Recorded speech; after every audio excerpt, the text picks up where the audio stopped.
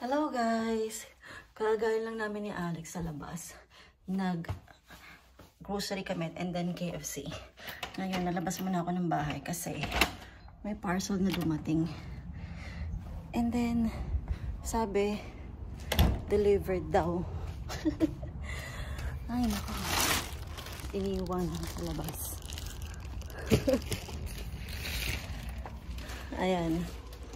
So, sabi, delivered daw. Una, nakita ko dun sa email ko, wala akong text message. Hindi ko alam bakit. Pero, nung tinecheck ko yung email ko, sabi, iti-deliver daw yung parcel namin between 2 and 4. So, nabasa ko yun, mga 2:30 na nandun kami sa labas kasi ni Alex. Medyo, naisip ko, baka ba-miss ko yung parcel. Kaya, uwi na kami. Nasa KFC kami nun eh. Uwi na kami. Baka mamaya hindi mai-deliver. Pero, may email na nakalagay doon.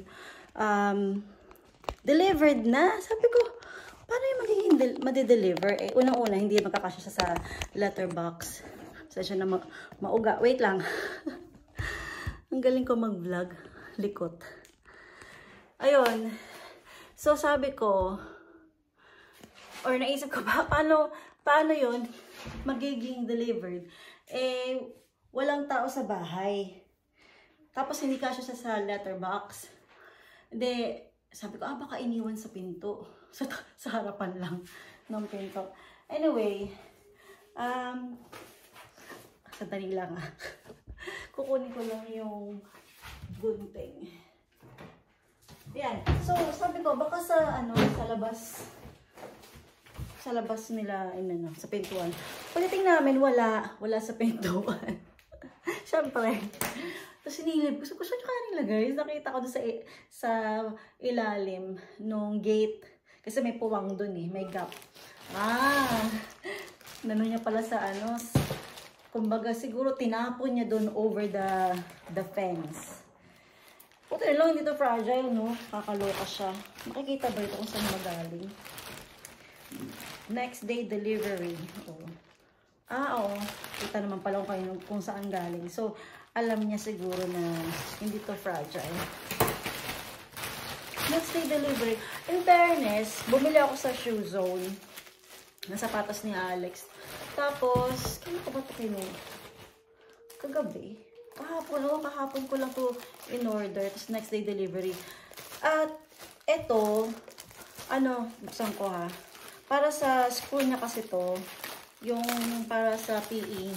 Nakita nung mother-in-law ko na $2.99. Mura na talaga siya compared sa mga presyuhan dito. So, $2.99. Ganyan. Tapos sabi ko, magkano naman delivery? Kasi baka mamaya $2.99. Tapos ang delivery, 5 pounds. Tapos chinek niya, wala, free delivery. O, diba? Ang galing. So, sabi ko, 3 pounds, tapos free delivery pa. Parang logi-logi na ata sila. Kasi, kung mag-deliver, magkano kaya delivery? Mahal kaya yung mga deliveries dito. Siguro, baka meron, kasi malaking company naman yun. Baka meron silang contract with the courier. Pero kahit na, di ba? Parang lugi pa din sila. Anyway, sabi ko, bibili na rin ako ng sapatos ni Alex. Ba't parang ang laki? Oh my God. Ang laki. Okay. Size 9 si Alex. So, ito yung kanyang sinusuot lagi. Tapos, meron pa siyang konting-konting allowance. Konti na lang. So, sabi ko, pumunta kaming M&S. Nakita namin, 9.5 tsaka 10. Halos same lang. Kaya sabi ko, ito 10 ko na lang. Okay. Ganyan yung kanyang difference. So, yung paa ni Alex, I think nandito yung paa ni Alex. Pwede na rin siguro, no? Siguro dito yung paa niya. Parang, oh my God. Alex, ang laki mo na talaga. Parang hindi ako sanay na yung sapatos niya ganito na kalaki. Pang-school na talaga siya. Oh my God. Parang, nasanay ako yung mga sapatos niya, mga maliliit. Parang ganyan yung size lang. Ganito lang. Tapos parang ngayon, hindi ako sanay. Laki na ng sapatos niya. Okay. Ganun lang naman yung difference pala. Sana comfortable. Anyway, yun, bumili ako nito. This is medyo mahal siya, 10 pounds. Pero kung bibili ako sa Tesco, siguro baka mas mahal din. Sa M&S, 30 pounds yung mga pang school shoes nila. Maganda kasi 'di ba ang quality ng M&S, kaya siguro mahal. Pero for me, sabi ko, wag na lang ganun, hindi pa naman siya talaga, alam mo yun, bata pa siya eh. So, wag ko tingnan natin kung maganda ba mag-invest sa mamahaling shoes o okay lang yung mamumurahing shoes kasi bata pa. So, ito na muna binili ko, 10 pounds. Medyo mahal siya doon sa Shoe Zone. Kasi nga, ito nga 3 pounds lang, di ba? So, syempre, tatry natin. Habang busy si Alex. Okay, Alex. Wala, parang liit pa ng paa mo, be. Mahaba lang. Pwede na siguro. Maliit lang yung paa mo, pero mahaba. Okay. How is it? How does it feel? Tingnan nga. Oo, tama. Meron kang allowance na 1 inch. Okay. How does it feel, Alex? Is it okay? Comfortable? No? No. No more. Okay. Pero bagay sa'yo, Alex. No more. No more? Bagay sa'yo. I think siguro dapat 9 or 9.5. 9.5 yung bibiling ko sa kanya or binili ko sa kanya. So, ito naman yung pampiin ni Alex. Mas maliit siya actually. Yeah, mas komportable siguro to sa kanya. So, para silang size 10. Pero tingnan nyo. Ayan o. Para siyang size 10 na. So, malaki nga itong size na to. Hindi ko tuloy alam kung bibilan ko ba si Alex ng another one na 9. Siguro. And then, ito, we'll keep it for maybe next year or pagka lumagalaki na yung paa niya. So, ito, syempre, fit na fit pa sa kanya. Ang kulit, no? Para silang size 10. Yan, no? Ayan, nag-grocery ako.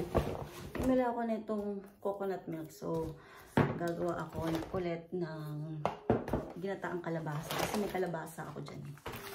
Tapos, first time kong bumili nito, slow cook beef ragu. Sana masarap. And, guys, ito, Yakult. Walang Yakult dito. So, ito, nagkakalaga siya ng $3.75. If I'm not mistaken. 8 pieces naman siya.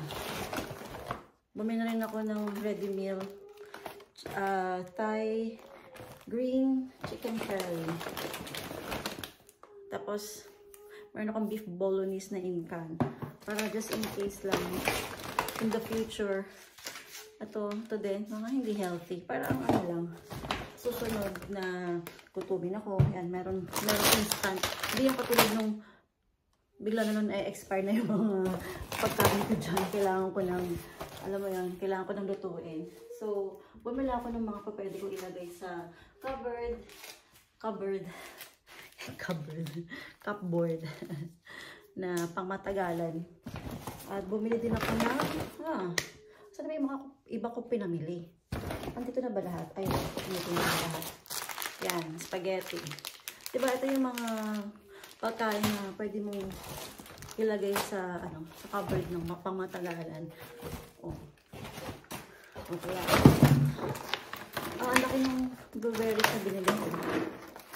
500 grams. May discount kasi siya. Hindi ko alam, 350 ba yun? Ayan, tapos, akala ko dalawang binili ko nito. Nalaglag ba? Oh my God. Ang alam ko talaga dalawa, pero wala nang laman. Ano ko? Ay, ito pala. Ano ba yan? Ayan, dalawa. And lastly. So, wala na ba? Oo, yun lang. Hi! Galing si Alex sa nursery. Sinundo ko siya.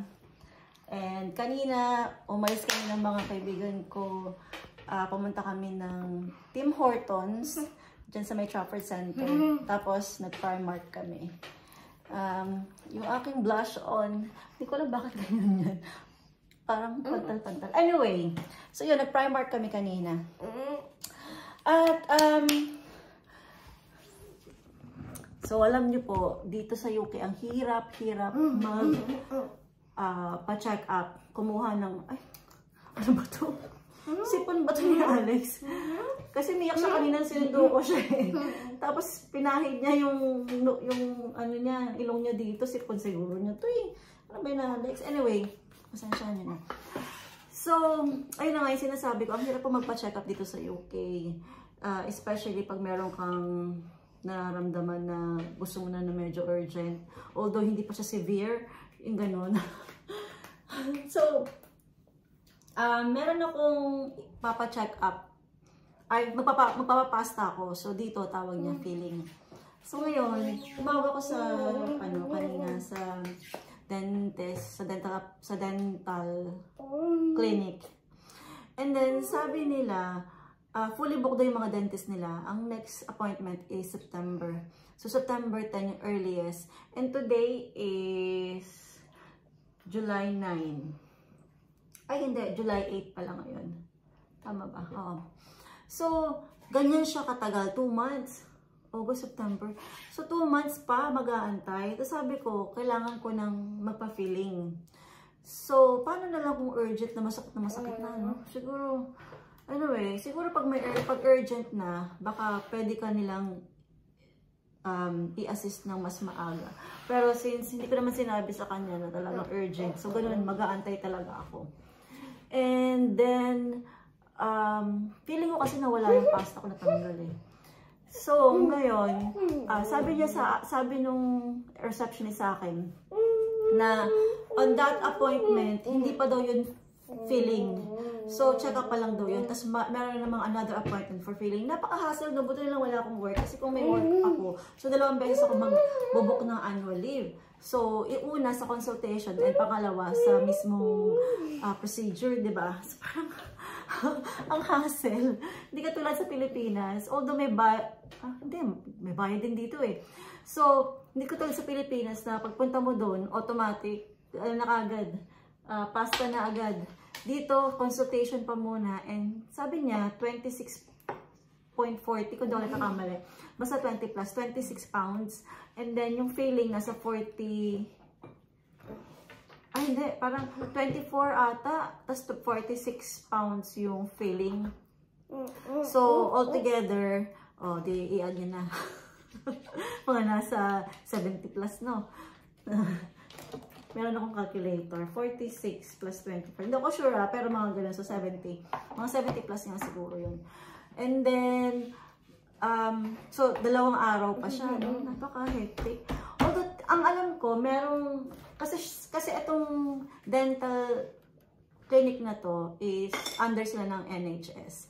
Pero kung pupunta ako sa private, mas mapapa-urgent yun. Pero, yung single sa akin before, that was like 2016, I think, 125 pounds. So, mas mahal siya, diba? Kaya, pero mas urgent yun. Kung talagang kailangan ko na talaga ng urgent, yun, mga ganun. So, ganun po dito. Kung, dahil NHS siya, sobrang dami, ng haba-haba ng pila. Oh, there's more here, oh. Oh. Mahaba yung pila. So, ganon, tsaga-tsaga talaga para mas mura yung babayaran. Pero, pagkano din yun, no? 4,000, kung 70 times 70, 4,900. Tapos 2 days pa. Mahal, no?